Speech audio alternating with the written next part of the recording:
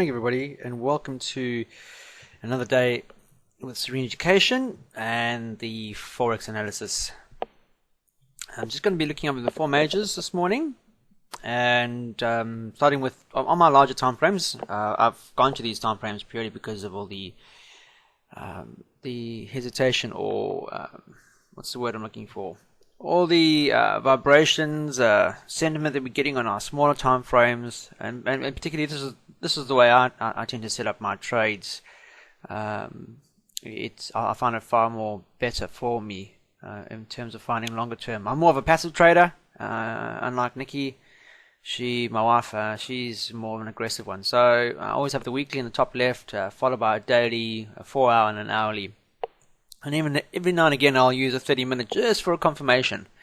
But I tend to base everything on an hourly entry, see what things are happening. I'm looking for nice breakouts, a lot of momentum moves, etc. like that. I find them a lot better. Yes, they don't come around as much, but they do give me a lot of movement, which is primarily what we all want from trading, is that volatility and volume.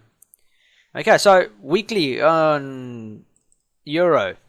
Still heading lower after almost this bearish tweezer top here that we saw 2 weeks prior. A real this candle, these two candles are really applying the brakes, and in doing so, we've seen price revert to the downside. Very tentative, not a lot of trading wick or trading range, put it that way. After all this momentum, a lot of indecision prior to that. Psychological 1300 barrier here. You'll notice that a lot of hesitation at this area. Okay, below that, a lot of downside, less influence. There's not much over here to stop it from getting down to this level. So a clear break below 1300, and the talk is that we'll definitely see the 126.50 mark, at least our long-term target. Okay, lower swing still depicting price action to the downside. You can quite clearly see that.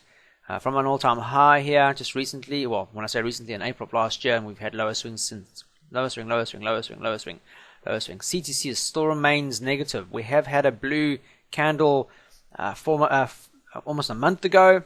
However, that didn't really play out, because primarily we didn't see price really moving after this consolidation here at 13,400 to at least the institution moving average. And so we didn't get anything else working out, i.e. CTC strategy, 4 paths required. We need a blue arrow. In this case, we need a blue candle, and we need to CTC on our side to go blue. That never happened because we're still trading below the institution moving average. Still trading below a major downside trend. Capped nicely there, and sure enough, actually reached that potential area. She just gave us this bearish engulfing, and we saw price reversing to the downside. So market sentiment is still looking negative for Euro, and we know that Euro is not a very happy puppy at the moment. Okay, daily. Yeah, that ceiling level there at 1350, 500, or 1345, depending on which way you look at it. But we had a clear ceiling level here, and then a bearish engulfing that definitely confirmed that we should be looking for down sentiment. That occurred. We saw price. We have 1300 on our range here. Price did slow down before then. We had a major support and resistance line here.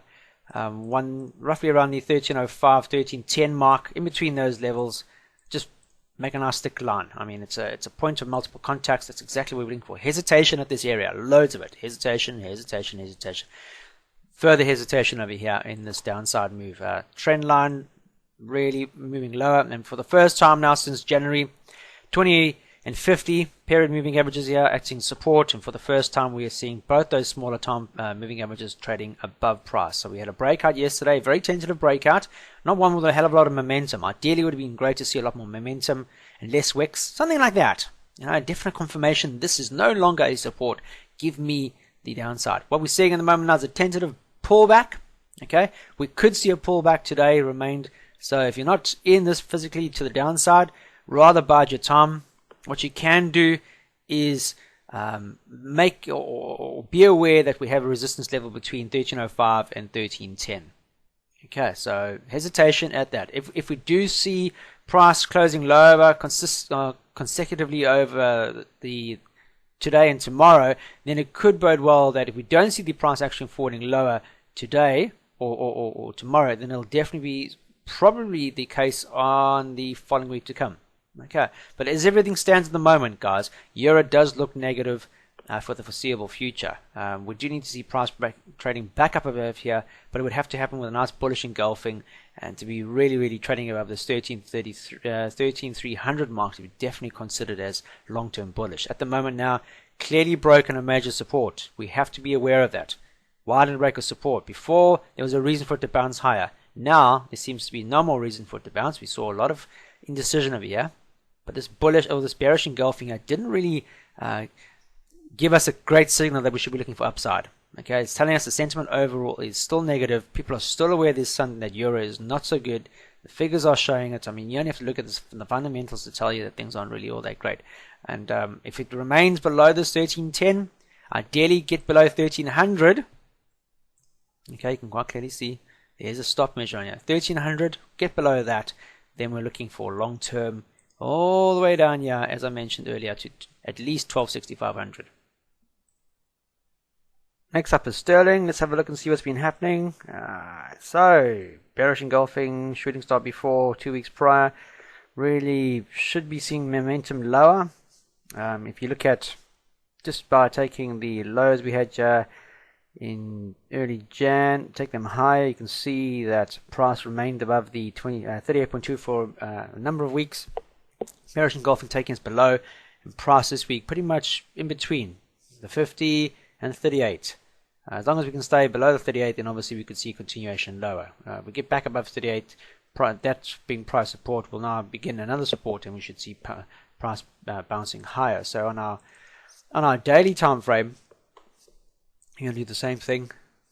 Take the low that we saw to the high, and you can see that 38 before being support. Yes, we've had breakouts, but pretty much support. And if you take that even further back, you can quite clearly see our resistance in the past. So very much so, a very strong resistance level and price support. So 15,700 should be taken seriously. Resistance yesterday failed to pull back. We saw a breakout, bearish engulfing on Friday, and now seeing this momentum hit, or driving up into this 15,700, but failing to break higher. Closed lower yesterday at this ceiling level, and if you look at the trend direction now, swing low after the bearish engulfing. Ideally, like the euro, we would like to see it now stay below 15,700 and gain momentum to the downside. Got to see 50 period being breached for those passive traders intraday or daily trades to the downside in 61.8, and ultimately back down to 100% would be our targets. It's trading below all the moving averages, which is important.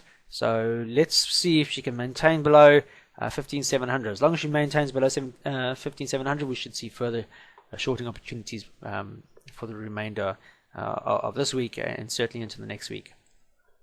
Swiftly into US dollar Swiss franc. Let's have a look at the weekly here again. US dollar gaining strength across the board against most of its major counterparts. We hesitated for a long period of time. Price failed to rally above a certain point in early Jan, and we saw price reverting to the downside. We have 86 here as a pegging area, so price pretty much once it got above there because of the Swiss government pegging currency last year in September, we saw price reverting to the downside, failing to break below that bullish engulfing at a pretty much a strong support, and we saw price bouncing higher. Since then, we've seen price reverting to the downside. However, the US dollar has been looking more favorable as an option. Risk averse wise, they see less risk in US dollar than they do across the board. And sure enough, we're seeing that playing out on the smaller time frames. CTC is still negative on our weekly. However, the longer we go sideways and the more this institution moving average gets closer, the more likely we're going to see long-term bullishness for the US dollar Swiss franc. And as long as it keeps making these higher swings, this swing over here previously is higher than that one, which is higher than that, and higher than that. So we know that price is still edging higher. Ideally, a break above 96 long-term would definitely see the institution here at 102 being our next target. So if we look at the daily, for example, you can see the momentum over the past couple of weeks, price edging higher. We did have a ceiling level as well as a support level for a long period of time. Through latter January through Feb, we went into this consolidation range and then we saw a breakout. Okay, now for the first time in the last couple of weeks, we've seen price moving higher after a noticeable support, price failing to go any lower, and then a bullish engulfing 3 days of prior data, which is a bullish signal. So we looked at first target being back to price support. That occurred, we went higher, and then we went into this range again. Bearishness tried to creep back into it, so we had a failure at a price support resistance area, but the momentum was still favoring highs. Okay, so we had a pullback, so this was the start of the trend. Then we had a pullback, and now we're seeing the second extension of this, 100% being reached, okay, quite clearly, and that reach now is above a prior resistance level.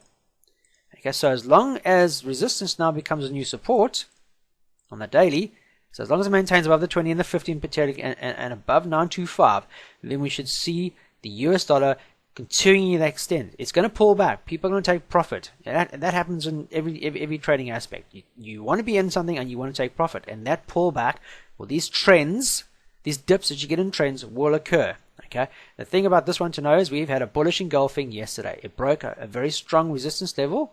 Okay, quite clearly a resistance level in the past, broke through it with a lot of momentum. We're seeing a pullback.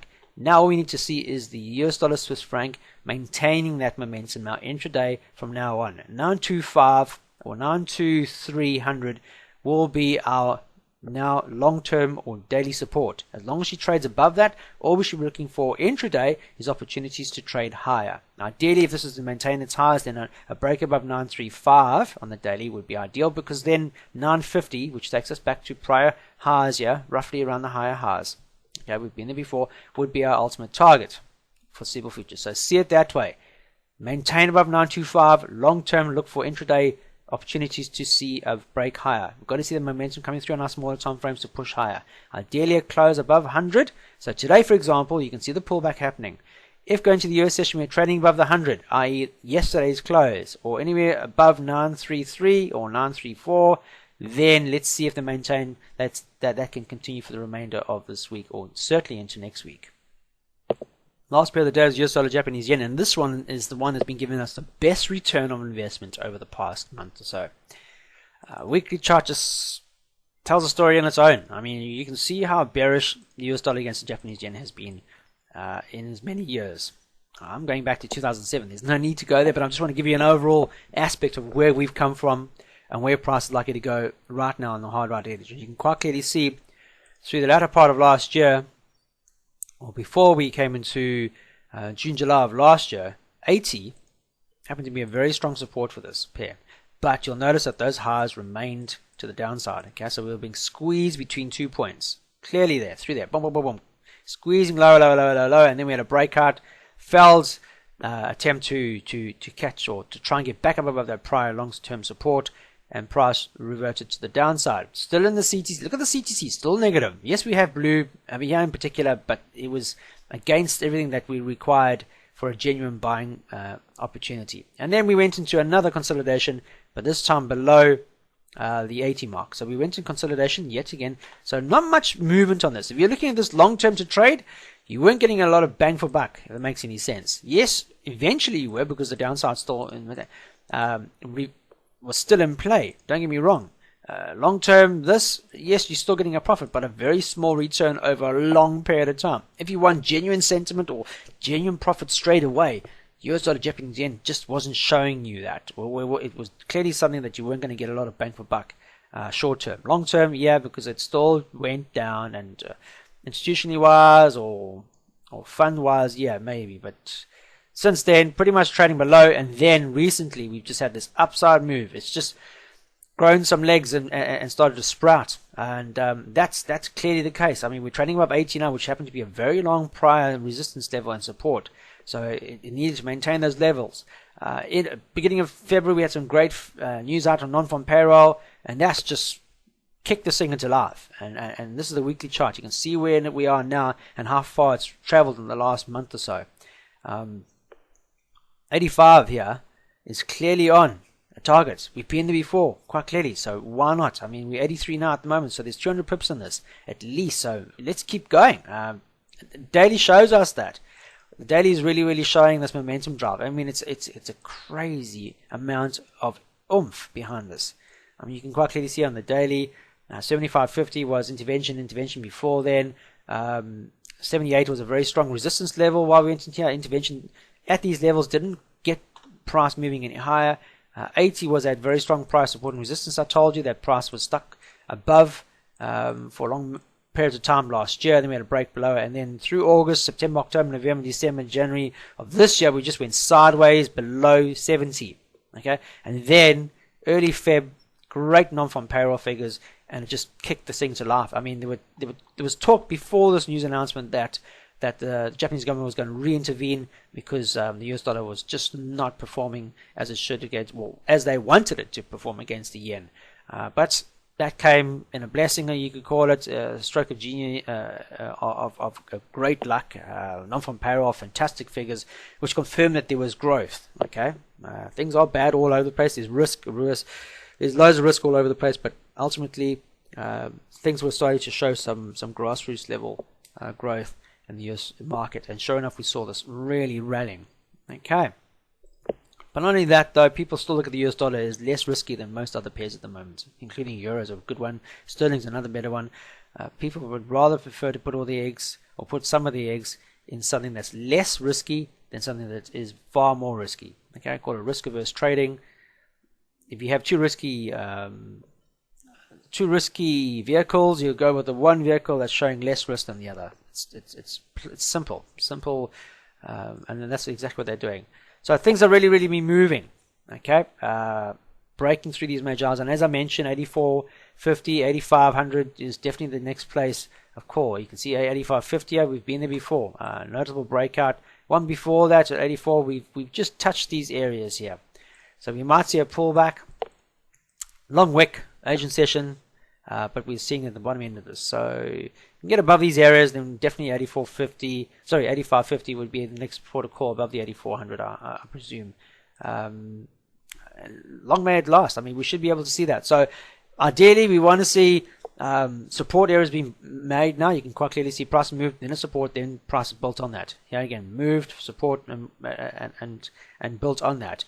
Moved, pulled back on support, and continued higher. Moved, pulled back to support, and moved higher. This has got to maintain all this, but this is a huge move over a short period of time. Anybody who got on well down here will probably be looking at long-term support and resistance levels as potential areas to take profit, and there is one right now as we speak here over December 2010, January of last year, where there was a clear hesitation area, so we could see profit taking at 8400. Okay, and then we'll be looking in the new week to see if we can get above 8400 and then trade to that 85.50.